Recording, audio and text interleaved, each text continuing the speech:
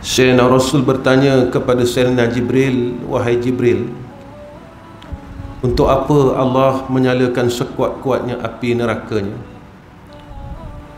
Untuk siapakah?" Diberitahu oleh Sayyidina Jibril, ini golongan-golongannya yang akan berada di dalam neraka Allah. Apabila sampai kepada tingkat yang ketujuh, Rasulullah bertanya kepada Sayyidina Jibril. Jibril diam lagi. Rasulullah terus bertanya kepada Sayyidina Jibril alaihissalam, "Ya Jibril, tolonglah bagi tahu aku, tingkat yang ketujuh ini untuk siapa ya Jibril?" Lalu Jibril berkata kepada Sayyidina Rasulina Muhammad sallallahu alaihi wasallam, menitis air mata Sayyidina Rasulina Muhammad sallallahu alaihi wasallam sehingga basah janggutnya.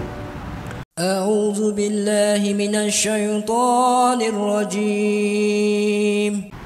Yang saya kasihi Al-Fadil Tuan Imam, seluruh pegawai tadbir Masjid Al-Irfan,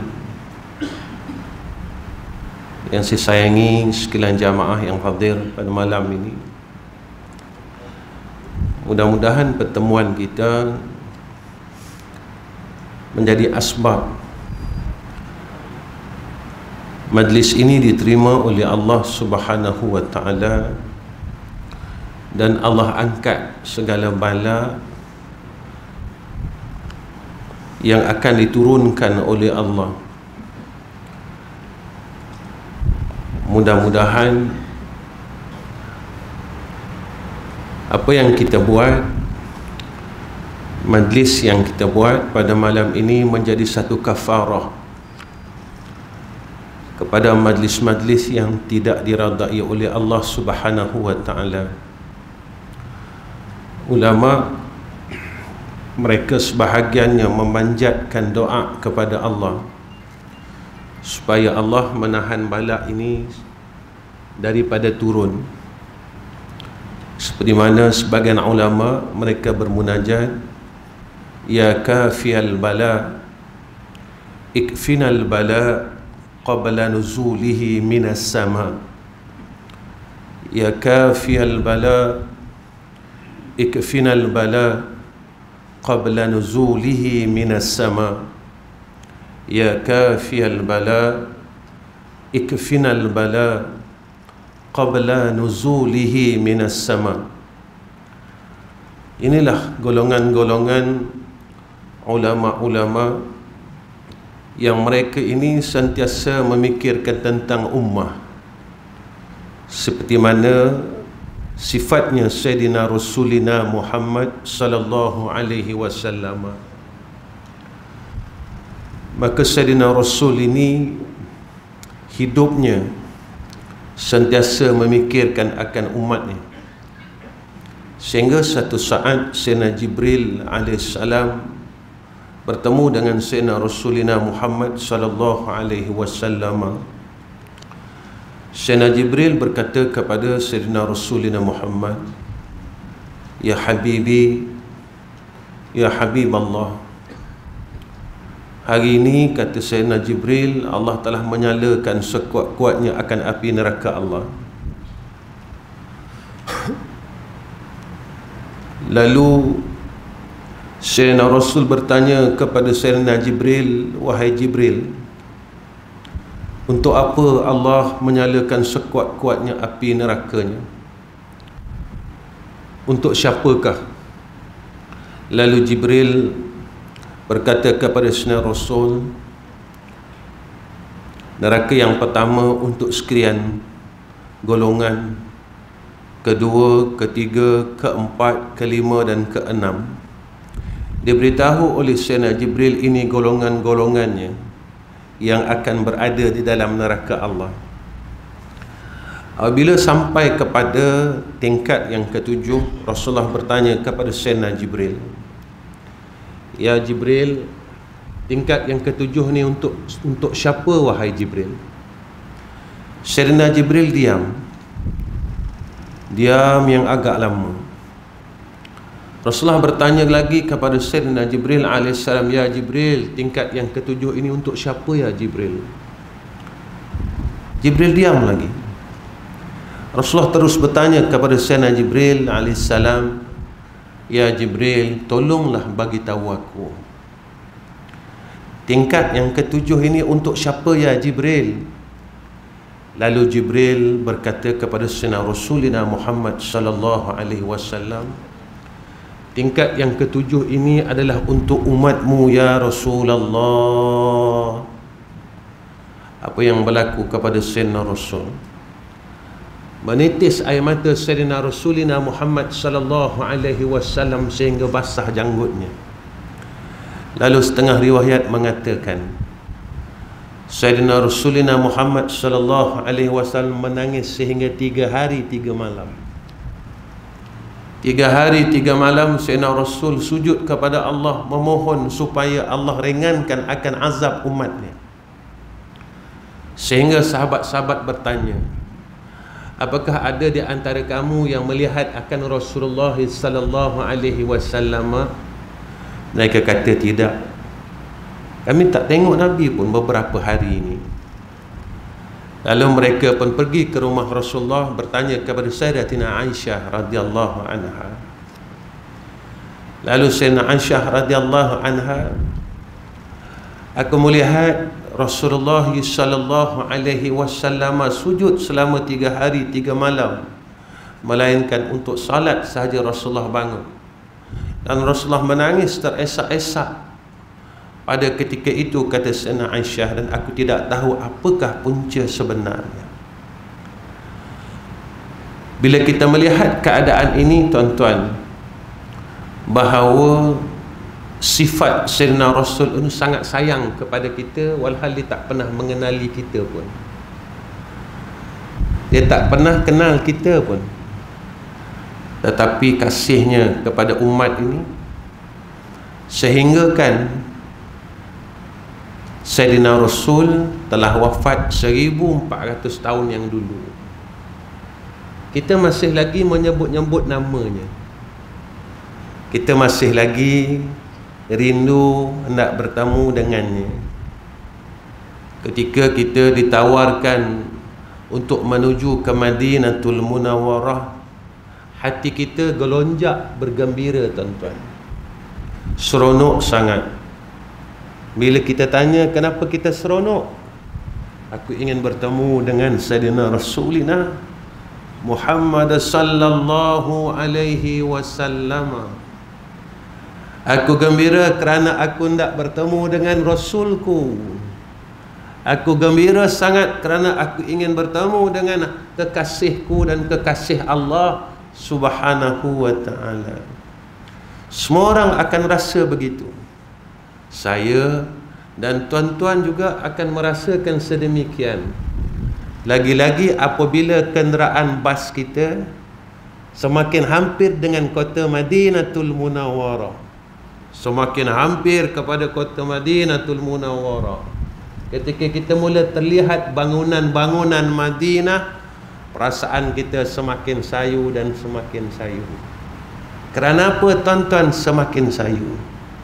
Kerana sekuat mana akan kasih kita kepada Sayyidina Rasul, sekuat itulah kesayuan kita kepada Rasulullah sallallahu alaihi wasallam.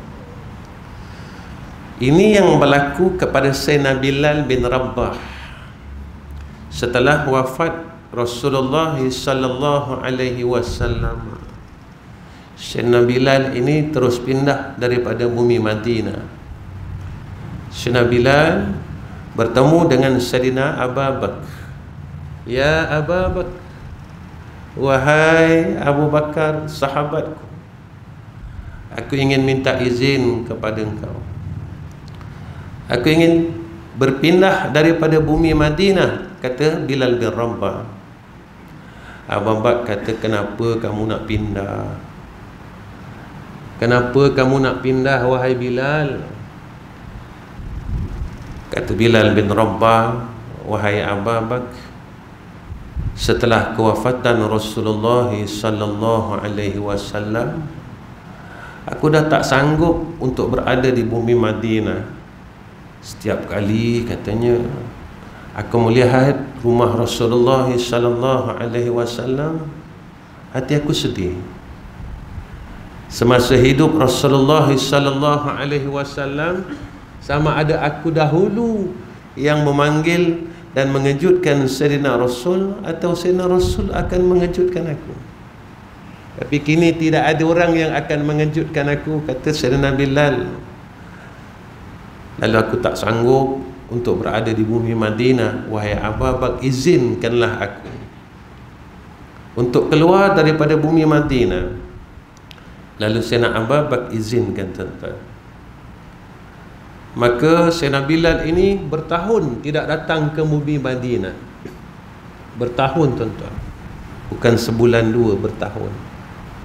Satu malam Rasulullah sallallahu alaihi wasallam datang menemui Sayyidina Bilal di dalam mimpi. Sayyidina Bilal bin Rabah, Sayyidina Bilal bermimpi bertemu dengan Rasulullah sallallahu alaihi wasallam. Tuan-tuan, apa kata Rasulullah kepada Sayyidina Bilal? Wahai Bilal,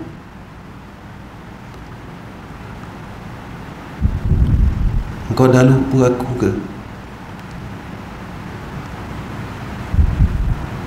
Rasulullah bercakap kepada Sayyidina Bilal, wahai Bilal, engkau dah lupakan aku ke? Wahai Bilal, engkau dah lupakan aku ke? Kerana sekian lama engkau tidak datang ke bumi Madinah, kata Rasulullah sallallahu alaihi wasallam. Apa berlaku kepada Sayyidina Bilal bin Rabah? Bangun ia daripada tidurnya, tuan-tuan. Terus dia bangun daripada tidurnya. Lalu dia berkata kepada isterinya, wahai isteriku, siapkanlah seekor kuda yang paling pantas. Isterinya heran, kenapa ya Rasul? Kenapa wahai Bilal? Lalu dia bercerita kepada isterinya, Rasulullah menegur akan daku. Apakah engkau telah lupa akan daku, wahai Bilal? Kata Bilal bin Rabah, aku tidak sekali-kali pernah melupai akan Rasulullah sallallahu alaihi wasallam. Bergegas Sayyidina Bilal, tuan-tuan, naik seekor kuda yang pantas. Daripada rumahnya menuju ke kota Madinatul Munawwarah, air matanya tidak pernah berhenti menitis, tuan-tuan. Terus menangis dan menangis, sehinggalah tatkala Bilal bin Rabah ini melihat bangunan-bangunan di bumi Madinatul Munawwarah, menjerit Sayyidina Bilal. Sayyidina Bilal menjerit, ya Rasulullah. Menjerit Sayyidina Bilal. Sayyidina Bilal menjerit, lalu masuk dan menjejaki kaki di bumi Madinatul Munawwarah. Tempat yang pertama sekali dituju adalah maqam Nabi kita Muhammad sallallahu alaihi wasallam. Maka tiba Bilal bin Rabah, tuan-tuan, di maqam Rasulullah sallallahu alaihi wasallam. Bilal menangis teresak-esak seperti mana seorang budak kecil, tuan-tuan, yang kehilangan ibu. Menangis dan terus menangis. Pada ketika itu hampir subuh, datang Sayyidina Umar bin Al-Khattab radhiyallahu anhu. Sayyidina Umar bertanya kepada Bilal bin Rabah, wahai Bilal, kenapa engkau nangis? Kenapa engkau nangis, wahai Bilal bin Rabah? Kenapa engkau nangis, wahai Bilal bin Rabah? Tidak lama kemudian datang Sayyidina Abu Bakar. Sayyidina Abu Bakar datang bertanya hal yang sama kepada Sayyidina Bilal bin Rabah. Lalu Sayyidina Bilal bercerita kepada Sayyidina Umar dan Sayyidina Abu Bakar. Ketika itu, tuan-tuan, tiga orang sahabat ini berpelukan, menangis di hadapan kubur Nabi kita Muhammad sallallahu alaihi wasallam. Cubalah kita bayangkan bagaimana bunyi tangisan tiga orang sahabat yang pernah bersama-sama dengan Rasulullah sallallahu alaihi wasallam, berpelukan di hadapan kubur Nabi Muhammad sallallahu alaihi wasallam. Dan apabila sampai waktu siang, ada setengah riwayat mengatakan waktu asar, cucu Sayyidina Rasulina Muhammad sallallahu alaihi wasallam, Sayyidina Hasan, pegang akan tangan Sayyidina Bilal bin Rabah. Ada yang mengatakan Zuhur. Sayyidina Hasan pegang tangan Sayyidina Bilal bin Rabah. Wahai pakcikku Bilal, boleh tak engkau azan? Kami dah rindu sangat akan suara azanmu, wahai Sayyidina Bilal bin Rabah. Sayyidina Hasan tuan-tuan cucu Rasulullah. Sayyidina Bilal kata, minta maaflah wahai Sayyidina Hasan, ketika aku melaungkan azan, aku merasakan bahawa Rasulullah masih hidup. Kata Sayyidina Bilal bin Rabah, aku tak mampu untuk melaungkan azan wahai Sayyidina Hasan. Apa kata Sayyidina Hasan? Tolonglah pakcikku Sayyidina Bilal, tolonglah azanlah. Apa kata Sayyidina Bilal bin Rabah? Demi cucu Sayyidina Rasulina Muhammad sallallahu alaihi wasallam, akan aku ikut perintah ini. Aku mengikuti perintahmu wahai Sayyidina Hasan, kerana aku mengikut akan perintah Rasulullah sallallahu alaihi wasallam. Lalu Sayyidina Bilal naik di mimbar Masjidun Nabina Muhammad sallallahu alaihi wasallam. Ketika Sayyidina Bilal mengucapkan azan yang pertama, Allahu Akbar, Allahu Akbar, seluruh penduduk Madinah keluar daripada pintu-pintu rumah mereka. Mereka kata apa tuan-tuan ketika mendengar suara azan Sayyidina Bilal? Rasulullah telah dihidupkan kembali. Rasulullah telah hidup. Rasulullah telah dihidupkan kembali. Semua mengatakan sedemikian. Bumi Madinah meraung, seluruh penduduk Madinah yang mendengar azan Sayyidina Bilal bin Rabah menangis bersama-sama. Rasulullah hidup, Rasulullah hidup, Rasulullah hidup.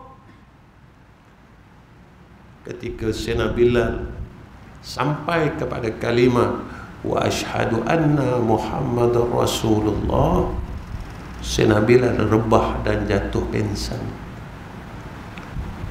Lalu azan itu disambung oleh sahabat yang lain. Kata Bilal setelah ia sedar daripada pingsan, apa kata Bilal bin Rabah? Aku tidak mampu untuk mengucapkan kalimah wa asyhadu anna Muhammadar Rasulullah, kerana aku merasakan Rasulullah berada di sisiku, kata Bilal bin Rabah. Tuan-tuan, bulan Maulidir Rasul ini berlalu tahun demi tahun. Tetapi apa yang kita dapat daripada lalunya bulan Maulid ini? Zaman mula berakhir sedikit demi sedikit. Kita juga berada di hujung-hujung umur. Besok pada ketika kita di Yaumul Mahsyar, di Yaumul Mahsyar kita akan cari Sayyidina Rasulina Muhammad sallallahu alaihi wasallam. Kita akan cari Sayyidina Rasul. Bagaimana Rasulullah ingin mengenal kita, tuan-tuan? Maka ulama menyatakan daripada nur salawat yang kita baca semasa kita hidup, sebanyak mana kita berselawat kepada Sayyidina Rasulina Muhammad sallallahu alaihi wasallam, maka sebanyak itu terangnya cahaya umat Sayyidina Muhammad sallallahu alaihi wasallam yang ada pada kita. Rasulullah di yaumul akhirah, di yaumul mahsyar, Rasulullah mencari ummati, ummati, aina ummati, aina ummati, aina ummati, di mana umatku? Maka sebahagian ulama menyatakan carinya Nabi itu seperti mana seorang ibu mencari anaknya yang hilang. Begitulah keadaannya Rasulullah kesungguhan mencari umatnya di yaumul mahsyar. Aina ummati, aina ummati, aina ummati, aina ummati. Lalu umat yang terang cahayanya, maka Rasulullah, itulah umatku. Lalu dia datang kepada Sayyidina Rasulina Muhammad sallallahu alaihi wasallam. Sebab itu tuan-tuan, besarnya dan untungnya kita menjadi umat Sayyidina Muhammad sallallahu alaihi wasallam. Kita dimuliakan oleh Allah Subhanahu wa taala. Tetapi jangan sampai kita dihinakan oleh Allah Subhanahu wa taala. Tuan-tuan, apa yang disebutkan oleh hukama, ada golongan yang dihinakan oleh Allah.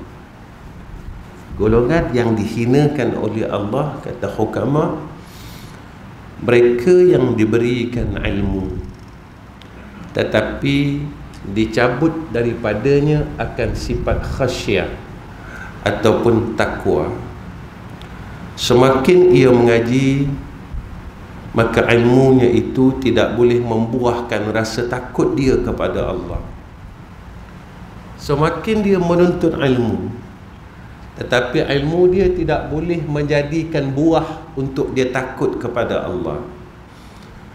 Ilmunya banyak, tetapi tidak mana seperti mana yang disebut oleh Allah dalam Al-Quran.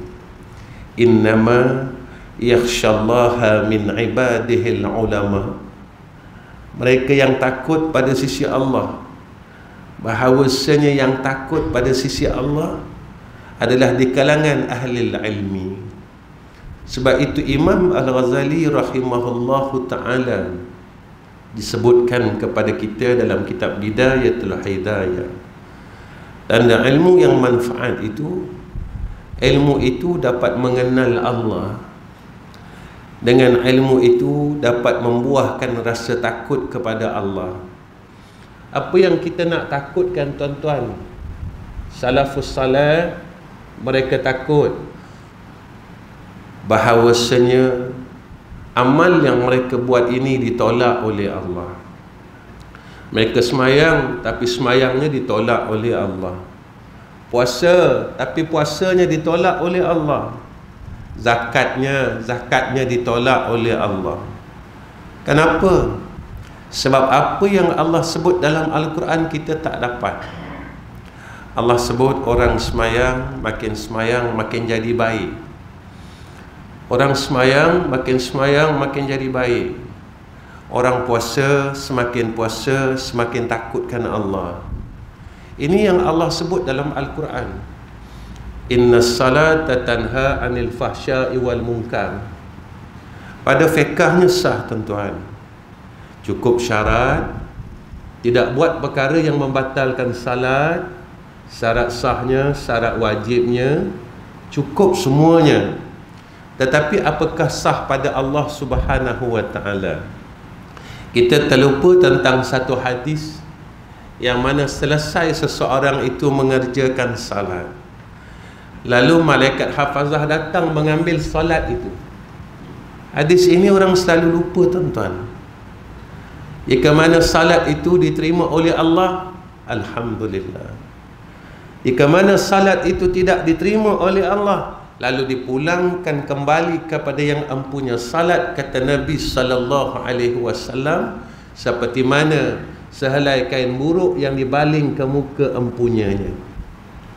Begitulah. Tetapi kita tidak merasakan ketakutan itu.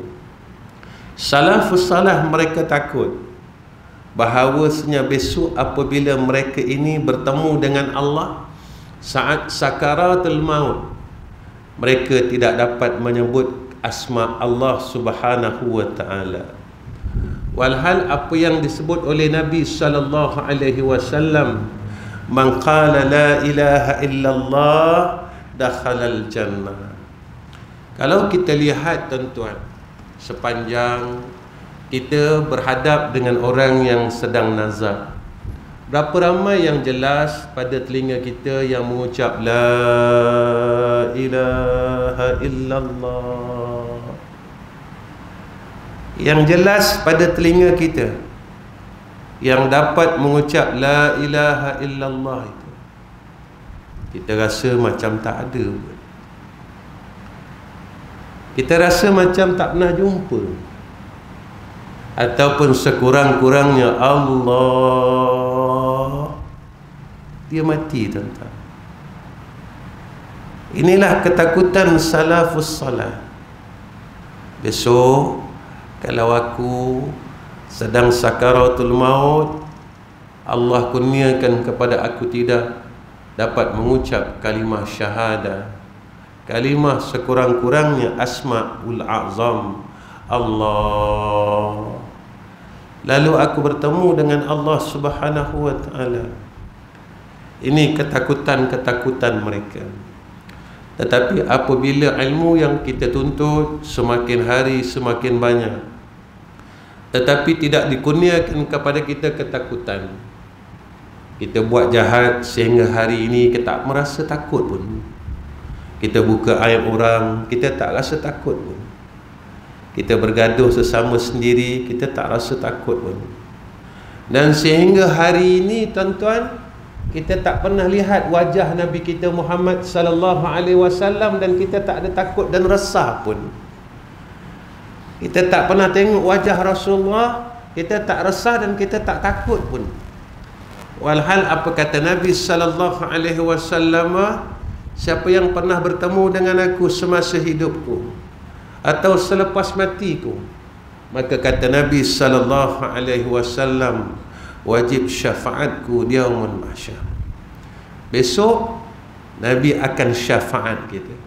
Sepanjang hidup kita tidak pernah kita melihat akan wajah Rasulullah sallallahu alaihi wasallam. Tetapi kita mengaji tentang rupa Nabi. Mata Nabi macam mana, telinga Nabi macam mana, hidung Nabi macam mana, mulut Nabi macam mana, warna kulit Nabi macam mana. Tetapi Rasulullah tidak mahu hadir di dalam ru'yah kita. Rasulullah tak mahu datang menemui kita seperti mana Rasulullah datang menemui Sayyidina Bilal bin Rabah. Tuan-tuan, Rasulullah sayang dengan Sayyidina Bilal. Lalu lama Sayyidina Bilal tidak datang menziarahi Sayyidina Rasulina Muhammad, Rasulullah datang. Tuan-tuan, dalam hidup kita berapa kali Rasulullah datang bertemu dengan kita? Jika tidak ada, siapakah aku pada Nabi Muhammad sallallahu alaihi wasallam? Siapakah aku pada sisi Rasulullah sallallahu alaihi wasallam? Rasulullah sayang sahabat-sahabat, ulama-ulama, Imam Asy-Syafi'i, A'immatul Arba, sekalian awliya illah, mereka semua bertemu dengan Rasulullah sallallahu alaihi wasallam. Kenapa Rasulullah tak nak datang jumpa aku? Kenapa aku tak pernah mimpi langsung jumpa Nabi sallallahu alaihi wasallam? Umur aku dah 60 tahun. Umur aku dah 70 tahun. Kenapa sampai sekarang Rasulullah tak nak jumpa aku? Apakah Rasulullah tak suka aku? Apakah ada amalan-amalan yang aku sedang buat yang Rasulullah benci aku? Adakah aku ni sedang memutuskan silaturahim di antara kaum kerabatku? Apakah aku sedang bergaduh sesama umat Nabi Muhammad sallallahu alaihi wasallam sehingga Rasulullah tak nak pandang aku? Apakah disebabkan aku hasad sesama adik-beradikku? Disebabkan harta pusaka yang ditinggalkan oleh ayah dan ibuku sehingga Rasulullah tidak mahu melihat wajahku? Apakah disebabkan aku ini suka membuka aib orang lain sehingga Rasulullah benci dengan perangaiku, sehingga Rasulullah tidak mahu melihat akan rupa parasku, walaupun aku ini di kalangan umat Muhammad sallallahu alaihi wasallam? Tuan-tuan, inilah ketakutan demi ketakutan seorang insan. seorang umat Nabi Muhammad sallallahu alaihi wasallam. Tuan-tuan, Sayyidina Rasul ini lebih daripada seorang ibu kasihnya. Tuan-tuan, jika ibu kita dan kita balik di rumah ibu kita, lalu ibu kita tidak mahu memandang wajah kita dan apakah perasaan kita, tuan-tuan. Seorang ibu, kita balik ke kampung. Anak-anak yang dulu tidak boleh balik ke kampung, sekarang diberikan kelonggaran untuk balik kampung. Sampai di rumah, sampai di kampung, mereka bagi salam, Assalamualaikum mak. Tetapi mak dia tak mau menjawab salam anaknya yang dari jauh balik. Maknya tak pandang langsung mukanya, tuan-tuan. Kita seorang anak, kita akan kecil hati, kita kata, kenapa mak buat aku macam ni? Kenapa mak tak nak tengok muka aku? Kenapa mak tak nak jawab salam aku? Mak, aku salah apa mak? Mak, aku dah buat silap apa mak? Mak, aku dah buat apa yang mak tak suka mak? Tuan-tuan, pernah tak kita bercakap begitu kepada Sayyidina Rasulina Muhammad sallallahu alaihi wasallam? Kita duduk depan makam Nabi dulu, pernah tak kita cakap macam tu dengan Nabi? Ya Rasulullah, aku dah datang jumpa engkau 7 kali. 7 kali ya Rasulullah, aku dah datang depan makam kau ni. Aku tak pernah jumpa engkau ya Rasulullah. Apa salah aku? Apa silap aku? Kenapa engkau tak nak jumpa aku? Aku dah buat salah apa ya Rasulullah, sehingga kau tak nak tengok aku langsung? Ya Rasulullah, kalau dalam dunia ni kau tak nak jumpa aku, macam mana aku boleh jumpa engkau besok di padang mahsyar? Ini ketakutan ulama-ulama, ini kerisauan mereka. Kerana Sayyidina Rasulullah penyelamat kita, tuan-tuan. Amal saleh kita tak banyak pun.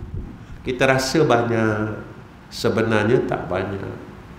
Sampai hari ini kita masih lagi buka aib orang lain. Walhal Nabi dah sebut, orang yang mengumpat, seluruh amal baiknya diberikan kepada orang yang dia umpat, dan jahat orang tu kita akan dapat. Kalau dalam bulan lepas kita telah buka aib orang lain, kita cerita salah orang lain, bermula daripada bulan lepas amal saleh kita kosong, tuan-tuan. Habis amal kita. Tetapi kita masih kira lagi amal saleh kita tahun lepas, 5 tahun lepas. Walhal kita terlupa amal saleh kita telah berikan kepada orang yang telah kita buka aibnya. Ini apa yang disebut oleh Rasulullah sallallahu alaihi wasallam, dan larangan yang telah dilarang oleh Allah dalam Al-Quran. Tapi kita masih rasa kita hebat, kita masih rasa kita bagus. Orang yang Allah hinakan, apa katanya hukama, Allah bagi kekuatan badan, kesihatan badan, tetapi badan itu tak mampu untuk berbuat ibadah pada Allah. Tuan-tuan, umur kita dah 50 lebih, sampai sekarang kita masih tak boleh nak bangun malam. Sampai sekarang. Walhal tiap-tiap minggu imam ingatkan kita. Tiap-tiap minggu imam ingatkan kita.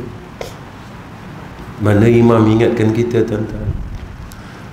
Tatajafa junubuhum anil madaji'i yad'una rabbahum khawfan wa tama'a wa mimma razaqnahum yunfikun. Imam setiap minggu ingatkan kita, orang beriman Mereka ini merenggangkan tubuh badan mereka anil madaji' daripada tempat tidur mereka. Mereka buat apa? Yad'una rabbahum, mereka munajat dengan Allah. Ya Allah, ya Allah, ya Allah, ya Allah. Dulu masa aku muda aku silap ya Allah. Aku buang umur aku dengan cari duit, sampai semayang sunat aku tak boleh buat ya Allah. Ya Allah, waktu umur aku masih ada sisa-sisa baki yang aku tak tahu tinggal berapa hari lagi ya Allah. Kau bagi aku kekuatan untuk semayang sunat, boleh baca Quran. Dulu zaman muda aku tak dapat pun buka Al-Quran, atau aku tak mampu nak baca Quran, sehingga kan kau halang aku untuk sebut kalimah-kalimahmu ya Allah. Ya Allah, sekarang umur aku dah senja dan aku dapat baca Quran ini ya Allah. Ya Allah, yad'una rabbahum khaufan, dalam keadaan mereka ni, hal keadaan mereka takut. Mereka takut apa tuan-tuan? Mereka takut baik yang kita dah buat sekarang, waktu sisa-sisa umur ini Allah cabut. Tuan-tuan, ada orang mesej saya beberapa bulan yang lalu, Ustaz, tolong doakan. Doakan apa? Tolong doakan mak saya boleh Ustaz? Kenapa mak? Dah sebulan dia tak nak semayang Ustaz. Dia nyanyuk ke? Tak. Dia tak nyanyuk Ustaz, dia waras Ustaz, dia macam biasa. Tapi saya tak tahu kenapa tiba-tiba dia tak nak semayang Ustaz. Tolonglah doa Ustaz, akhir-akhir umur ni dia tak nak semayang pula Ustaz. Tuan-tuan, ada tak dalam Quran? Ada.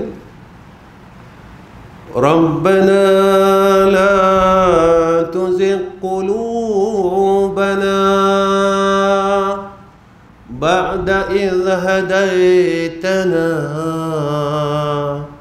wa hab lana min ladunka rahmah innaka antal wahhab. Tuhan kami, la tuzigh qulubana, janganlah kau sesatkan kami ya Allah. Jangan kau gelincirkan hati kami ya Allah. Ba'da iz hadaitana, selepas kau bagi kami hidayat dah jadi orang baik macam ni ya Allah, tiba-tiba hujung hidup kami kau sesatkan kami balik ya Allah. Ya Allah. Mereka malam-malam munajat tuan-tuan, khaufan wa tama'a, hal keadaan mereka tamak dengan rahmat Allah. Ya Allah, kalau tak ada rahmat Engkau, aku tak boleh buat apa-apa ya Allah. Bukan sebab aku kuat aku boleh buat ibadat. Masa muda dulu aku kuat ya Allah, tapi aku tak boleh pergi masjid langsung. Tapi waktu aku dah tak sihat, aku dah tak larat, aku dapat pergi masjid. Engkau benarkan aku datang masjid ya Allah. Rupanya bukan sebab kuat aku boleh buat ibadah, tetapi bila Engkau kehendaki, barulah aku dapat ya Allah. Aku lupa ya Allah. Padahal tiap-tiap semayang aku cakap benda tu, tapi aku tak ingat ya Allah. Aku lupa ya Allah. Aku tak sedar ya Allah. Apa dia? Iyyaka na'budu wa iyyaka nasta'in.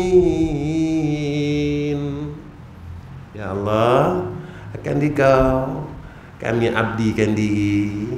Ya Allah, akan Dikau kami minta tolong.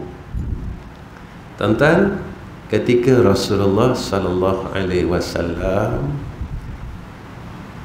datang ketika bapa saudaranya tengah nazak, Rasulullah sayang dekat bapa saudara dia. Sayang sangat. Sebab apa Rasulullah sayang dekat bapa saudaranya? Sebab bapa saudara Nabi lah yang banyak bantu Nabi, banyak tolong Nabi. Ketika bapa saudaranya sedang nazak, Rasulullah talqin dari jauh. Rasulullah datang dekat. Rasulullah kata, wahai bapa saudaraku, sebutlah la ilaha illallah Muhammadur Rasulullah. Tapi bapa saudara Nabi tak, dia datang wahyu daripada Allah, innaka la tahdi man ahbabta walakinna Allah yahdi man yasha. Sesungguhnya engkau, hai Muhammad, la tahdi, engkau tak mempunyai hidayah, man ahbabta, siapa-siapa yang kau sayang, walakinna Allah, akan tetapi Allah yang memberi hidayah pada siapa-siapa yang dia nak. Tuan-tuan, kalau Allah tak nak kita, Allah boleh buang kita, tuan-tuan. Tapi kalau Allah nak kita, Allah kutip kita dulu daripada tempat yang jahat. Mungkin sebahagian kita dulu ada yang tak semayang, lalu Allah kutip, sekarang Allah bagi semayang. Dulu mungkin sebahagian kita yang tak pernah tengok masjid pun, Allah pun pilih kita, lalu Allah letakkan kita dalam masjid. Tuan-tuan, sebab itu Allah sebut, la in syakartum la azidannakum wa la in kafartum inna azabi la syadid. Kita malam kita bangun, tuan-tuan, untuk pengakhiran daripada program kita pada malam ini. Bangunlah kita malam-malam. Kalau kita tak nak sembahyang sunat pun tak apa, tuan-tuan. Kita tak mampu nak sembahyang sunat, tak apa. Kita bangun malam-malam, kita cakap dengan Allah. Sebenarnya, tuan-tuan, Allah sangat merindui akan suara-suara hamba-Nya. Suara-suara hamba-Nya yang bermunajat kepadanya 2/3 malam. Rindu sangat. Allah rindu sangat dengan suara-suara ini. Sampai Allah nyatakan dalam Al-Quran, fala ta'lamu nafsum ma ukhfiya lahum. Tak ada siapa, engkau takkan tahu, kata Allah, perkara yang kami sembunyikan, rahsianya. Bangun tengah malam, tuan-tuan. Kita bukan orang kuat, kita bukan ulama yang boleh semayang malam, semayang sunat. Kita tahu kita siapa. Saya tahu saya siapa. Tuan-tuan pun kenal tuan-tuan siapa. Kita lebih kenal diri kita. 2/3 malam kita duduk sekejap, tak salah, tuan-tuan. Kita bercakap dengan Allah, ya Allah, terima kasih sebab dulu aku banyak tinggal semayang, ya Allah, tapi engkau tak pernah marah aku pun. Engkau bagi aku selamat, engkau bagi aku sihat lagi, engkau bagi aku makan, ya Allah, sampai sekarang. Dan sekarang aku dapat melakukan semayang, ya Allah. Ya Allah, jangan kau cabutlah ibadat dan kebaikan ini, ya Allah. Ya Allah, dulu aku tak dapat pergi masjid macam sekarang. Sekarang aku dapat zuhur, asar, maghrib, isyak, subuh. Alhamdulillah. Ya Allah, terima kasih dengan anugerah ini, ya Allah. Jangan kau cabut sampai saat-saat aku nak balik jumpa engkau, kau cabut, ya Allah. Engkau tarik nikmat ini. Janganlah, ya Allah. Ya Allah, terima kasih. Terima kasih, ya Allah. Dan teruskanlah kurnia kepada aku nikmat-nikmat ini hingga aku menghembuskan nafas yang terakhir. Minta dengan Allah. Sebab segala kebaikan yang kita buat sebenarnya milik Allah. Kita terlupa tentang satu perkataan, tuan-tuan. La haula wa la quwwata illa billahil aliyyil azim. Yang ni kita lupa. Kita tahu perkataan tu, tapi kita lupa beramal dengannya. Bukan sekadar jadikan zikir, tapi jadikan isi di dalam hidup kita. La haula wa la quwwata illa billahil aliyyil azim. Masya Allah, terima kasih, tuan-tuan. Kerana yang pertama masjid memberikan ruang kepada saya untuk bertemu dengan tuan-tuan. Alhamdulillah, saya sebenarnya terasa amat seronok datang ke masjid tuan-tuan. Bila saya semayang di belakang ustaz kita, tuan imam kita tuan-tuan, ada satu amalan yang lama saya tak dengar orang baca. Tapi bila selesai daripada salat, tuan imam kita baca asyhadu an la ilaha illallah wahdahu la syarikalah wa asyhadu anna muhammadan abduhu wa rasuluh ilaha wahidan wa rabban syahidan la ma'budan siwa wa nahnu lahu muslimun. Kalau tak silap saya lah ustaz, itu yang ustaz baca tadi, syahadah selepas daripada salat. Saya dengar ni tuan-tuan tahun 90 lagi. Tahun 90 amalan ini yang diamal oleh guru kami, lepas daripada salat habis. Dan ketika saya dengar, saya kata Allah, saya mula teringat guru saya tuan-tuan. Saya teringatkan syekh-syekh saya, sebab mereka ini orang yang kuat beramal, amalan mereka kuat. Antara syekh saya tuan-tuan, dia khatam Al-Quran sehari sekali. Sehari sekali, tiap hari dia hafiz tuan-tuan, dia hafiz. Sehari sekali dia khatam Quran. Kalau Ramadan tu Masya Allah tuan-tuan, hebat, mereka ni orang hebat. Ada di antara syekh saya, dia semayang sunat mutlak ni tuan-tuan, satu hari 50 ke 100 rakaat, sehinggalah dia meninggal. Sewaktu di dalam penjara tuan-tuan, dia kata aku boleh semayang sehingga 500 ke 1000 rakaat satu hari tuan-tuan. Dia boleh khatam Quran sehari sekali. Dia boleh semayang sunat waktu di dalam sijin, dia kata dalam penjara, dia boleh semayang sunat 500 ke 1000 rakaat. Ketika dia keluar, dia kata aku merindukan waktu aku di dalam penjara dulu, dia kata. Kerana saya tanya kenapa? Kerana aku di luar, dia kata, aku tak boleh nak semayang sunat 500 rakaat, dia kata. Aku dapat semayang sunat 50 ke 100 rakaat je sehari, dia kata. Kerana aku sibuk dengan selain Allah Subhanahu wa ta'ala. Inilah tuan-tuan, hati-hati mereka yang sentiasa merindukan jannah Allah.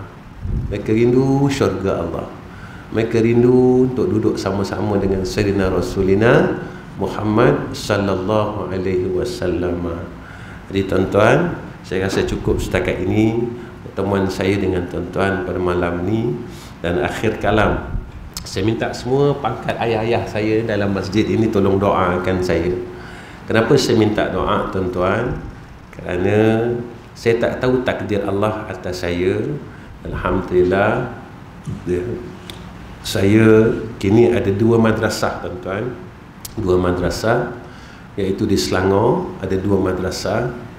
Dan insya-Allah tuan-tuan tolong doa, dengan takdir Allah saya akan buka lagi 1 madrasah di Pantai Timur. Tuan-tuan tolong doa. Saya nak minta doa tuan-tuan aja. Saya nak doa semua orang. Saya nak doa. Dan doa ini adalah senjata orang mukmin. Doa tuan-tuan makbul, doa saya tak makbul tuan-tuan. Doa tuan-tuan, doa tuan-tuan orang saleh. Saya minta tuan-tuan doa supaya mudah-mudahan doa tuan-tuan menjadi asbab. Jika apa yang kita buat hari ini menjadi asbab untuk kita boleh masuk syurga Allah, mohon Allah bantu kita. Kalaulah perkara yang kita buat ni kita dapat layak nak masuk syurga Allah, mudah-mudahan Allah tolong kita. Saya minta doa tuan-tuan. Saya tak ada minta harta tuan-tuan, saya tak minta apa-apa pun. Dan jangan tuan-tuan lepas dengar benda ni pihak masjid nak buat kutipan ke, saya minta maaf dan saya tak akan terima. Nanti saya akan kembalikan kepada tabung masjid. Tuan-tuan jangan pula ambil tindakan begini selepas dengar. Dan tuan-tuan tolong doa, insya-Allah dalam minggu ni kita akan bina surau, dan seterusnya kita akan bina 2 buah asrama. Tuan-tuan tolong doa saja.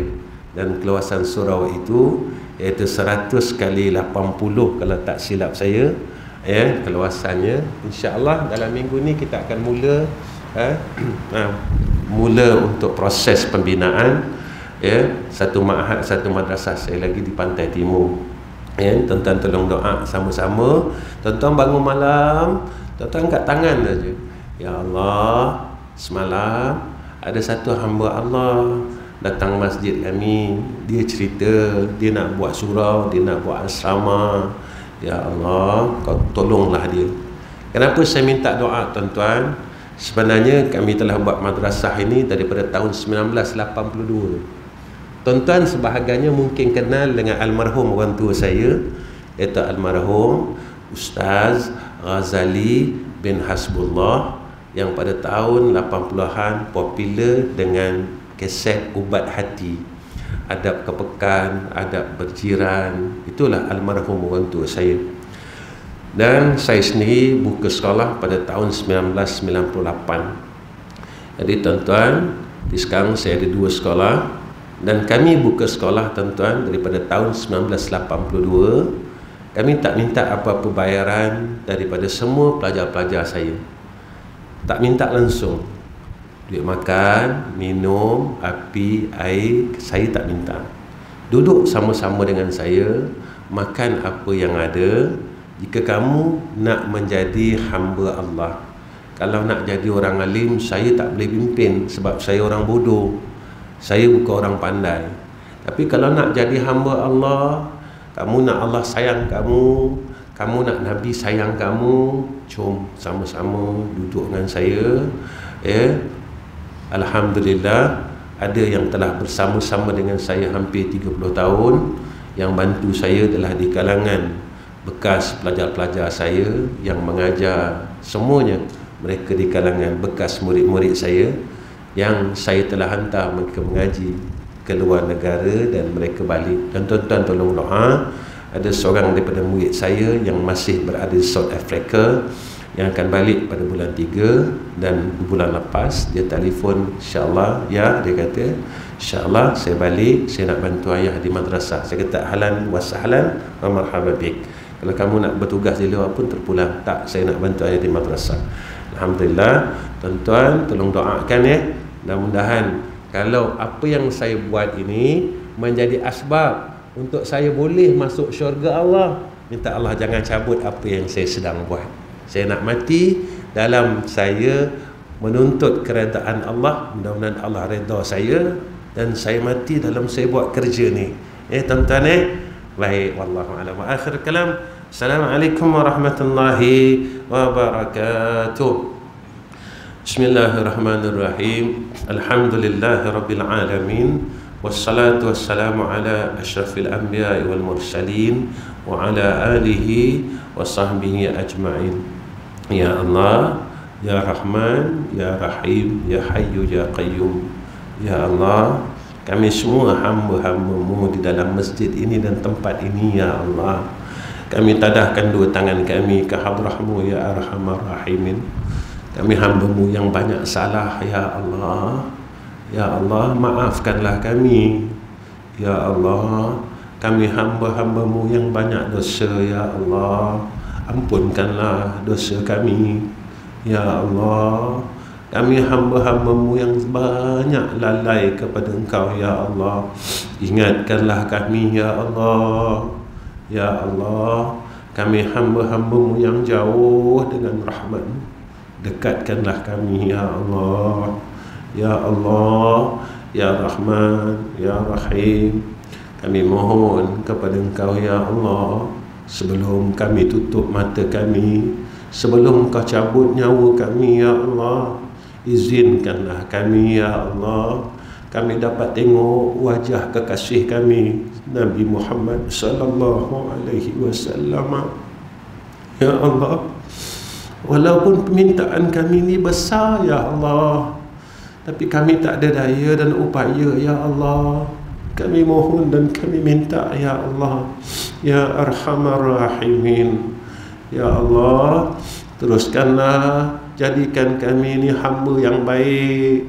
Ya Allah, jadikan isteri kami isteri yang baik, anak-anak kami anak yang baik. Ya Allah, cucu kami cucu yang baik. Ya Allah, kekalkan kebaikan yang telah Engkau berikan kepada kami ini, Ya Allah, sehinggalah kami menghembuskan nafas kami yang terakhir, Ya Arhamar Rahimin. Jangan Kau cabut kebaikan ini atas kami, Ya Allah. Ya Allah, matikan kami semua dalam keadaan husnul khatimah. Jangan Kau matikan kami dalam su'ul khatimah, Ya Allah. Ya Allah, kami tak mampu, Ya Arhamar Rahimin, untuk kami tempuh azab kuburmu, Ya Allah. Ya Allah, walaupun kami orang jahat, tapi kami minta besok kami mati, Ya Allah. Besarkanlah kubur kami, Ya Allah. Luaskanlah kubur kami, Ya Allah. Ringankanlah akan soalan kubur atas kami, Ya Allah. Terangkanlah kubur kami, Ya Allah. Ya Allah, kasihanilah hamba-hamba-Mu, Ya Allah. Ya Allah, kami mohon kepada Engkau, angkatkanlah bala dalam tempat kami, negeri kami, negara kami ini, Ya Allah. Ya Allah, selesaikanlah masalah COVID ini, Ya Allah. Jika ia daripada kesalahan kami, Ya Allah, jika daripada dosa kami, Ya Allah, ampunkanlah semuanya, Ya Allah. Ampunkanlah, Ya Allah. Maafkanlah, Ya Allah. Ya Allah, maafkanlah atas kesalahan kami dan dosa kami, Ya Allah. Ya Allah, setelah Engkau maafkan kami, Engkau angkatkanlah, Ya Allah, segala bala-bala ini, Ya Allah, segala bencana-bencana ini, Ya Allah. Ya Allah, kami tak kuat. Kami tak kuat, Ya Allah. Kami tak kuat, Ya Allah.